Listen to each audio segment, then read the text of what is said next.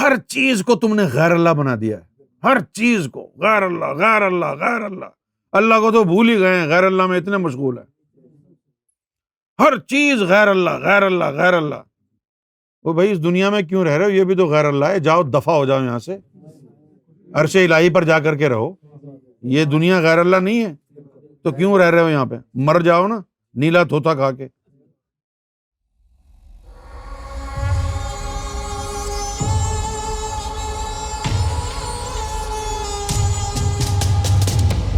اسلام میں تو بہت ساری چیزیں جائز ہیں، بہت ساری چیزیں جائز ہیں، جیسے کہ چاند کو دیکھ کے دعا مانگتے ہیں۔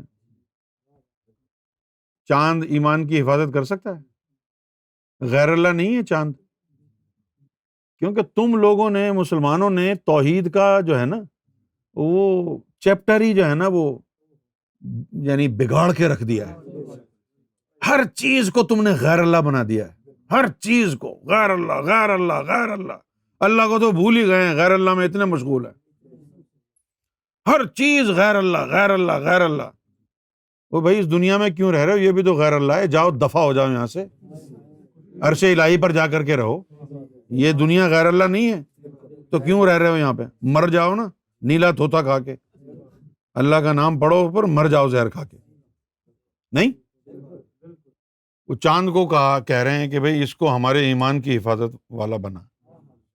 چاند غیر اللہ نہیں ہے۔ سمجھنا یہ ہے آپ لوگوں کو کہ غیر اللہ وہ ہے جس کا اللہ سے تعلق نہیں ہے،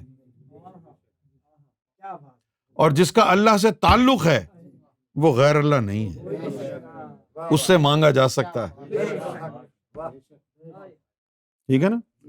اب جیسے کوئی جعلی ڈبہ پیر تھا، وہ ہزاروں مرید بھی تھے اس کے، اب وہ مر گیا تو اس کے جو مرید تھے انہوں نے اس کا مزار بنا دیا، اور پھر جو ہے کوئی بندہ مومن چلا گیا، اس نے جا کے ان کی چوکھٹ کو چوم لیا، چوکھٹ کو چوم لیا، قبر مبارک جو بنا رکھی ہے ان کی، ہری ہری چادریں لگا کے عطر چھڑک کے اس کو چوم لیا، مشرک ہو گیا۔ کیوں؟ غیر اللہ کی تعظیم کر کے آیا ہے نا تو ایسے مزار کی چادر چوم کے آیا ہے جس کے اندر صرف ہڈیاں دفن ہیں، جس کے اندر تو مشرک ہو گیا، صرف ہڈیاں دفن ہیں، تعظیم کر کے آیا نا تو۔ بات سجدے کی نہیں ہو رہی، سجدے کی بات کر ہی نہیں رہا میں تعظیم کی بات کر رہا ہوں کہ تو نے جو تعظیم کی ہے اس قبر کی جا کے، وہاں تو صرف ہڈیاں تھیں، کس کی تعظیم کر کے آیا تو؟ کیوں بھائی؟ ہاں اگر کوئی ولی اللہ کی قبر ہو جس کے اندر ولی اللہ کے جثے ولی بن کے بیٹھے ہوتے ہیں، اس جثوں کی تعظیم کی نہ جا کے جب تو نے حضری چادروں کو چوما، تو وہ عین حق ہے۔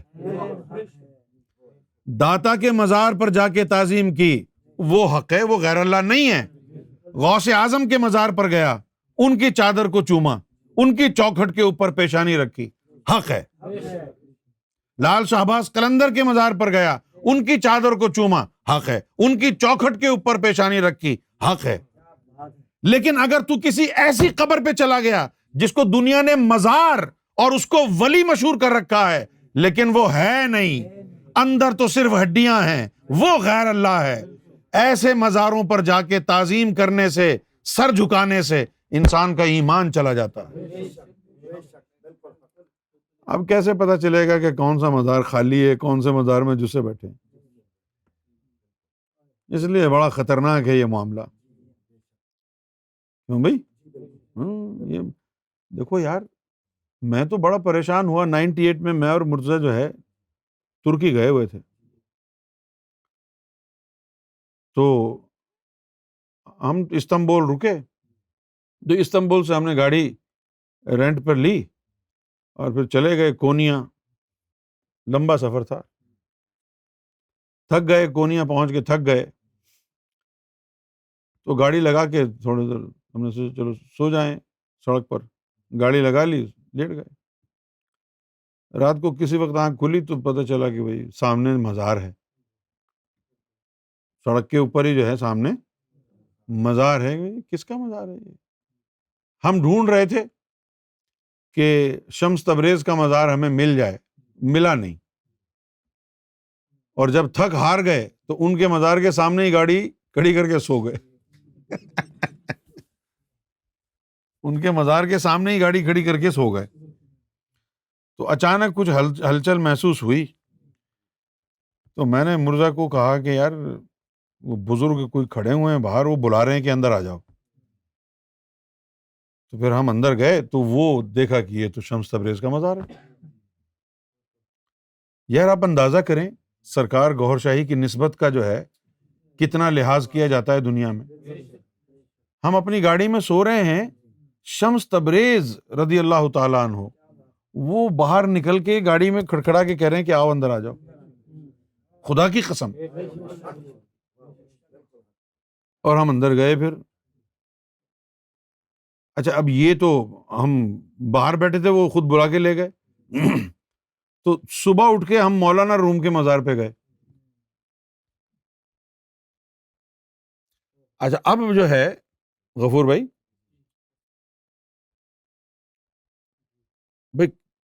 میں پتہ نہیں داتا صاحب گیا ہوں یا نہیں گیا ہوں، واللہ عالم بالصواب۔ نہیں گیا، پتہ نہیں گیا میں۔ ہاں میں وہاں گیا ہوں، نظام الدین اولیاء کے مزار پہ گیا۔ تو جیسے ہی جاتا ہوں، جتنی دفعہ بھی گیا نظام الدین اولیاء کی درگاہ پر، تو فوراً ہی جو ہے وہ سر جھکتا ہے،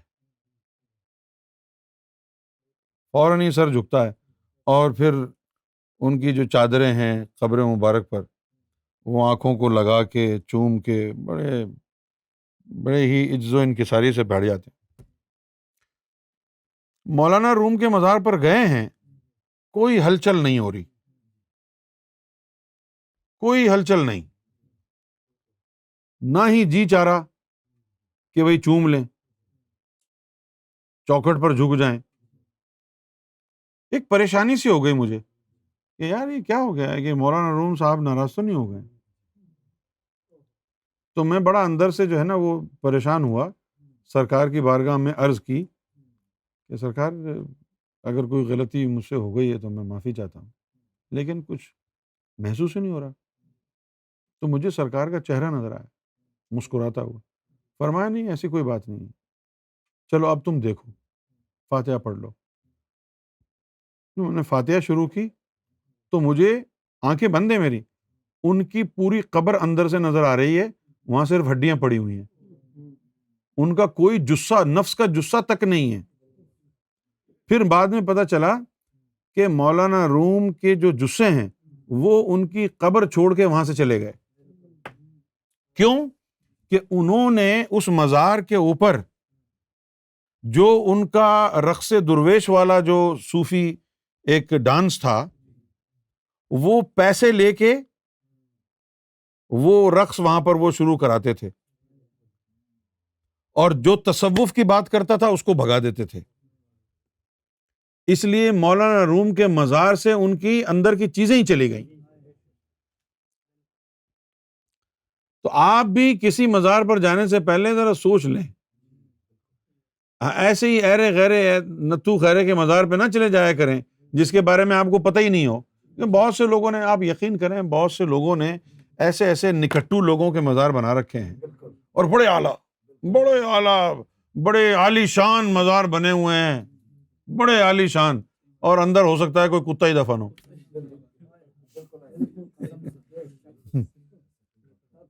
ہاں اور کچھ ہستیاں ایسی گزری ہیں ہم نے دیکھا ان کی قبریں بھی خستہ ہیں، کوئی پوچھنے والا نہیں ہے، لیکن روحانیت اتنی وہاں کہ دور سے جو ہے نا وہ دل ناچنا شروع کر دے۔ ایسے یعنی انڈیا میں نے دیکھا، دہلی وغیرہ میں کئی مقامات پہ میں نے دیکھا، کئی مقامات، خاص طور پر وہ جو ایک علاقہ ہے پرانی دلی میں، ہم جو ہے وہ چتلی قبر سے جاتے ہیں چوڑی والان کی طرف، تو چوڑی والان جو ہے آگے جا کے وہ بلی ماران کی طرف چلا جاتا ہے، تو اس سے پہلے ایک سڑک آتی ہے گلی قاسم جان، تو اس کے کونے پر جو ہے بالکل ہی کھنڈرات جیسی جگہ ہے، وہاں پر ایک قبر بنی ہوئی ہے، پتہ نہیں کس کی ہے۔ تو میں ایک دن وہاں سے گزرا، ارے ایسا دل اچھل رہا ہے، ایسا دل اچھل رہا ہے، یہ کون؟ تو میں کھڑا ہو گیا، میں سمجھا شاید غالب کی قبر ہوگی، لیکن وہ غالب کی قبر نہیں تھی، ایک عورت تھی،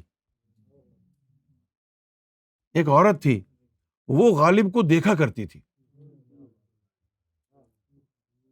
ایک عورت تھی وہ غالب کو جو ہے دیکھا کرتی تھی اور بڑے پیار سے دیکھا کرتی تھی۔ اچھا، اب اس عورت کا مسئلہ کیا ہوا پھر کہ اس عورت کے ہاتھوں میں کنگن ہوتے تھے، یہ بات وہ قبر سے اس کا لطیفہ نفس نکلا، یہ بات اس عورت کی نے بتائی کہ میرے ہاتھ میں کنگن ہوتے تھے، تو وہ میں کنگن یوں یوں کر کے، غالب جب پڑھتے تھے نا اپنی شاعری چھت پہ کھڑے ہو کے، تو میں یوں یوں لہراتی تھی، یوں یوں کرتی تھی اپنے کنگن اور ان کو دیکھتی تھی۔ تو ایک دن غالب کو یہ خیال آیا کہ یار یہ خاتون جو ہے کنگن ہلا ہلا کے شاید یہ کہہ رہی ہے کہ تمہاری بیوی کے ہاتھوں میں کنگن نہیں ہے تو وہ پہنا دو۔ تو غالب نے وہ بیوی کے لیے کہیں سے ادھار لیے پیسے اور کنگن خرید کر کے دے دیے۔ تو اس کی بیوی نے دعا دی کہ جس نے بھی یہ مشورہ نوشے کو دیا ہے اللہ تعالیٰ اس کے درجات بلند کرے۔ اوئے ہوئے ہوئے، او ہو، غالب کی جو بیگم ہے ان کی دعا لگی اور اس کی دعا سے اللہ نے اس عورت کو نواز دیا اور اس کی قبر ہری ہے، اس کی قبر میں نور ہے۔ تو ایسے بہت سارے میں نے قبریں دیکھی کہ جن سے نور برآمد ہو رہا ہے، نور نکل رہا ہے۔